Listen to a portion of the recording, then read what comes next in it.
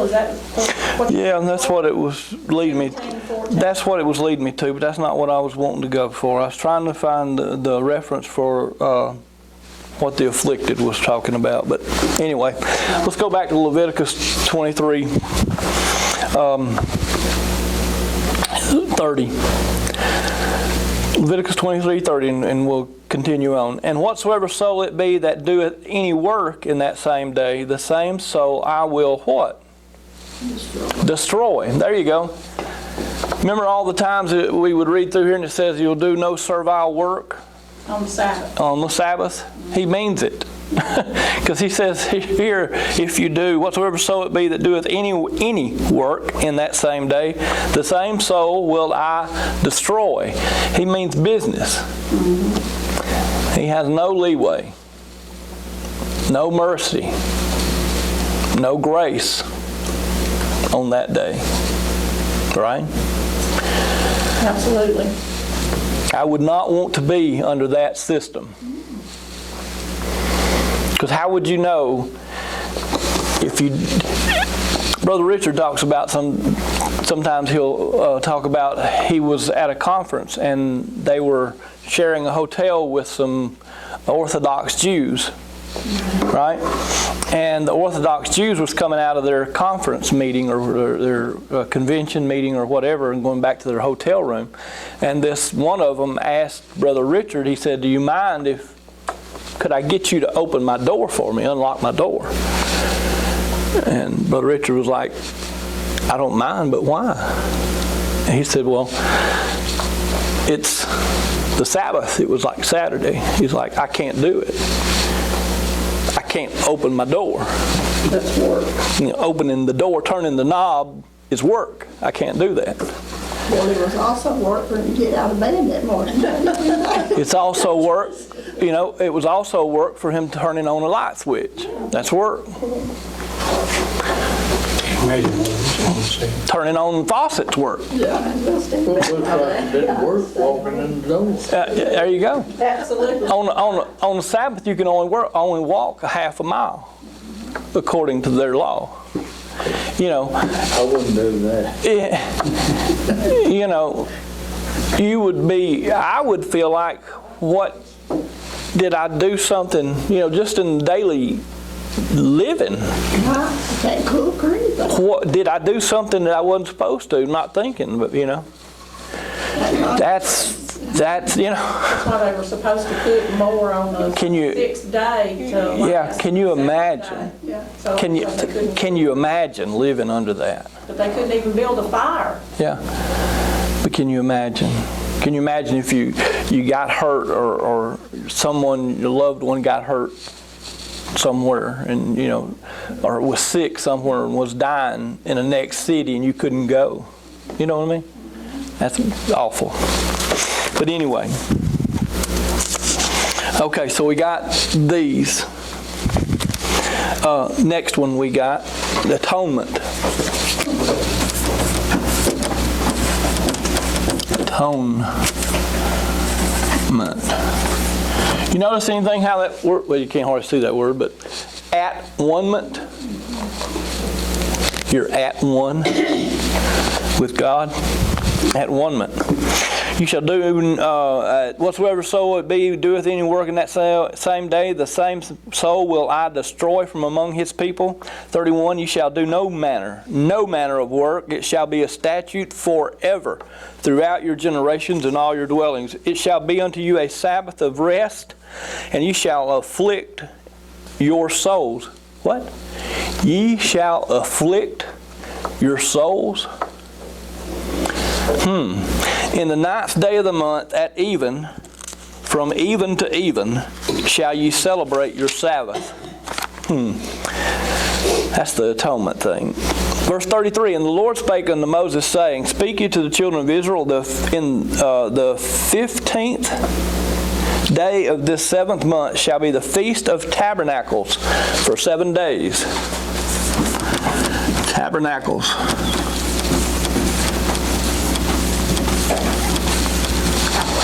Feast of Tabernacles.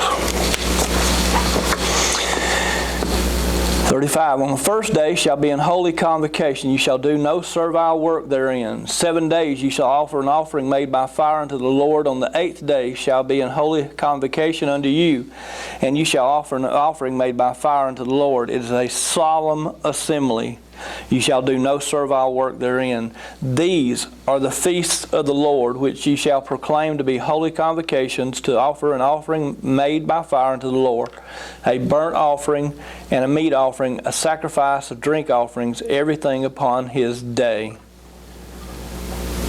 Beside the Sabbaths of the Lord, and beside your gifts, and beside all your vows, and beside all your freewill offerings which ye give unto the Lord, also in the 15th day of the 7th month, when ye have gathered in the fruit of the land, you shall keep a feast unto the Lord 7 days. On the first day shall be a Sabbath, and on the 8th day shall be a Sabbath.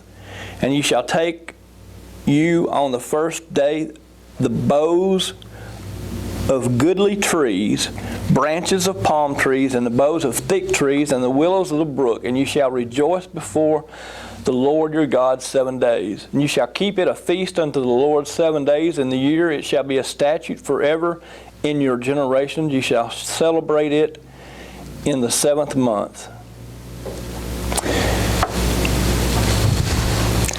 You shall dwell in booths 7 days. All that are Israelites born shall dwell in booths, that your generations may know that I made the children of Israel to dwell in booths.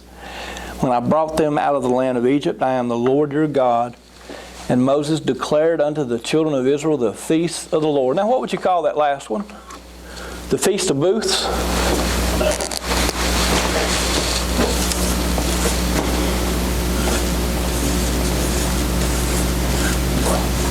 Is that booth stand for a tent?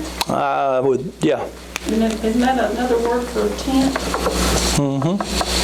Those take place in the 7th month, don't they? That's a busy month. Busy month. So by reading Leviticus chapter 23, which we read, it looks to me like we've got, what, 6? Actual feast. Actual feast. But let me tell you, let's go to Deuteronomy chapter 16. Deuteronomy chapter 16.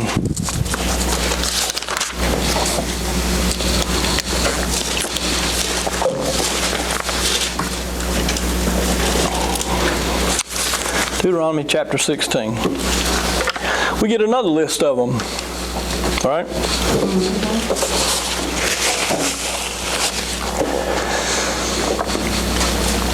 We're going to start in chapter 16, verse 1. Observe the month of Abib. There's Abib. That's April. And keep the Passover unto the Lord thy God. For in the month of Abib, the Lord thy God brought thee forth out of Egypt by night. Who's he talking to? Israel. Israel. Thank you. Thou shalt therefore sacrifice the Passover unto the Lord thy God. Who was the Passover? Who is the Passover? Talking about Jesus. Jesus sacrificed the Passover. That was done on Calvary. Thou shalt therefore, that's not exactly what we're talking about here. We're talking about the animals that they're talking about. But in the future, it's a picture or type of what will come in at Calvary. Just was throwing that in there. Second verse. Thou shalt therefore sacrifice the Passover unto the Lord thy God of the flock and the herd in the place which the Lord shall choose to place his name there. That would be Jerusalem. Thou shalt eat no leavened bread with it. 7 days shalt thou eat unleavened bread therewith, even the bread of affliction. For thou camest forth out of the land of Egypt in haste, that thou mayest remember the day when thou camest forth out of the land of Egypt all the days of thy life. And there shall be no leavened bread seen with thee in all thy coast 7 days, neither shall there anything of the flesh, which thou sacrificed the first day at evening, remain all night until the morning. You can't have any of the flesh, right? The skin, you know. You kill the thing, you sacrifice it, you got to get rid of the flesh. all you can have is just the meat, right? Verse 5, thou mayest not sacrifice the Passover within any of thy gates, which the Lord thy God giveth thee. You got to do it outside the gates.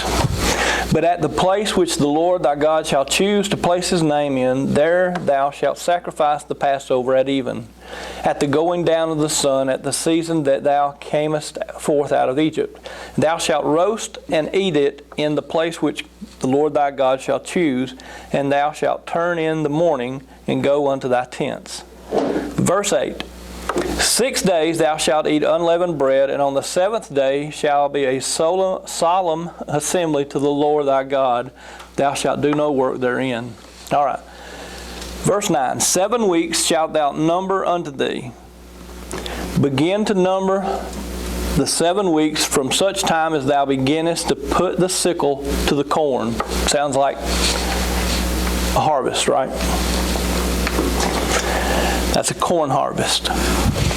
And thou shalt keep the feast of weeks unto the Lord thy God with the tribute of a freewill offering of thine hand, which thou shalt give unto the Lord thy God, according as the Lord thy God hath blessed thee. And thou shalt rejoice before the Lord thy God, thou and thy son and thy daughter and manservant and maidservant, and the Levite that is within thy gates, and the stranger. Oh, wait a minute. Thy son and daughter, and manservant, maidservant, and Levite. Why does he bring forth and make special mention of one tribe?